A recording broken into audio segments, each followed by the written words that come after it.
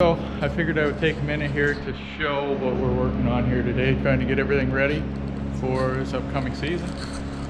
With our, I guess, ever-growing fleet of rigs, we always need more trailers, stuff like that. Right now, trailer prices are crazy. Buying new ones, obviously. I mean, I have my big gooseneck. We can fit three buggies on. And then I also have my little tilt trailer that we built here in the shop because we couldn't buy one that I wanted anyway. So I figured I'd show you what we picked up here. This is just it's an 18-foot car trailer. It actually, I bought a buggy down in Virginia, and this trailer came with it. I guess it really didn't come with it. I gave him $700 for the trailer, drove down, hooked up, buggy was already on the trailer, drove it home. In the process of coming home, one of the hubs bearings locked up. So I did have to put a new axle under it, which it wasn't a brake axle. So an axle was only like $300. So really I have about $1,000 in this trailer, but it was a car trailer. It's only 82 inches wide across the deck.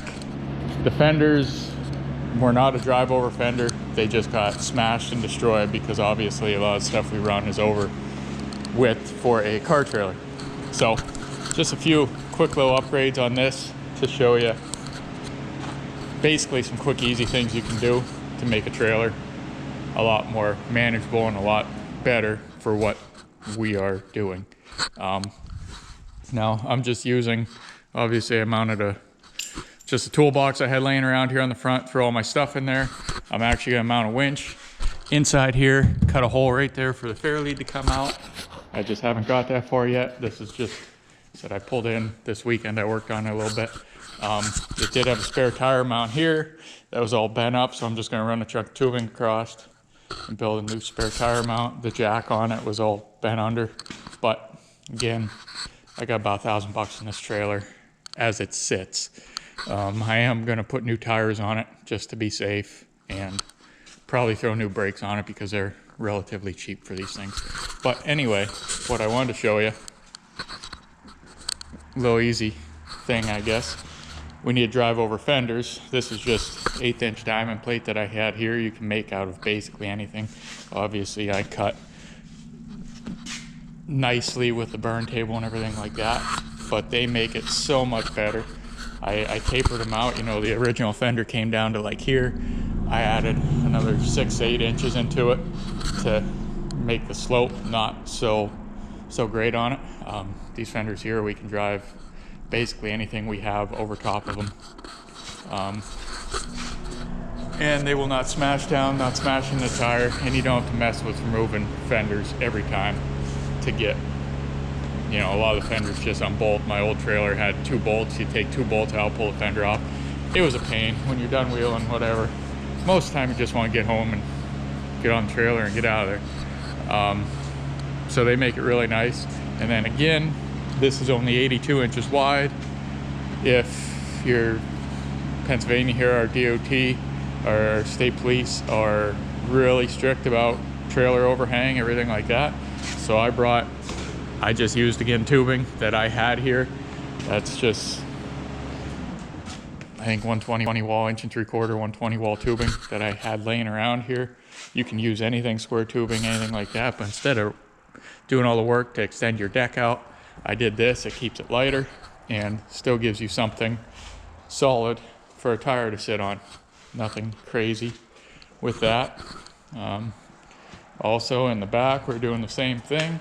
So really when we drive, say, our buggy or the Plymouth or something like that up here, we'll have one tire sitting here, the other tire will drive over and sit somewhere up in here, but it will be on these rails of the trailer. And then another thing is all these trailers have these light brackets that mount out here with the big square lights. It always get busted off and smashed off. So what I did is I got just these little flush mount lights. Let me get up here. We got these flush mount lights, and then I just burned this little bracket out here. So these are just gonna mount tucked up under there. Kind of protects them a little bit, still underneath where nothing will smash them. If we drive over top of them with a deflated tire, it's not gonna reach down and grab a hold of them or anything like that. I do have to add 2 more bars into here, just like we did up front. But that will make this trailer a lot nicer. We're not worrying about ramps or anything like that. Anything we have will drive right on there. If they don't, all our buggies have winches on them. I'm gonna weld a D-ring up front that we can help winch ourselves on. If that doesn't work, we will have a winch on the trailer. So this is just said and done. I mean, by the time I paint it, I'm gonna have probably under 1,500 bucks in this trailer. And most of that's gonna be, I mean, I'm counting steel and everything like that. But tires, I'm gonna have probably 250 bucks in 4 tires. The spare, I'm not gonna replace. I'm just gonna reuse the spare on here. But just a little quick, easy tips to make everything a little more enjoyable. Also, one more thing I completely forgot about that will make your life a hell of a lot easier. Mount lights on your trailer, deck lights.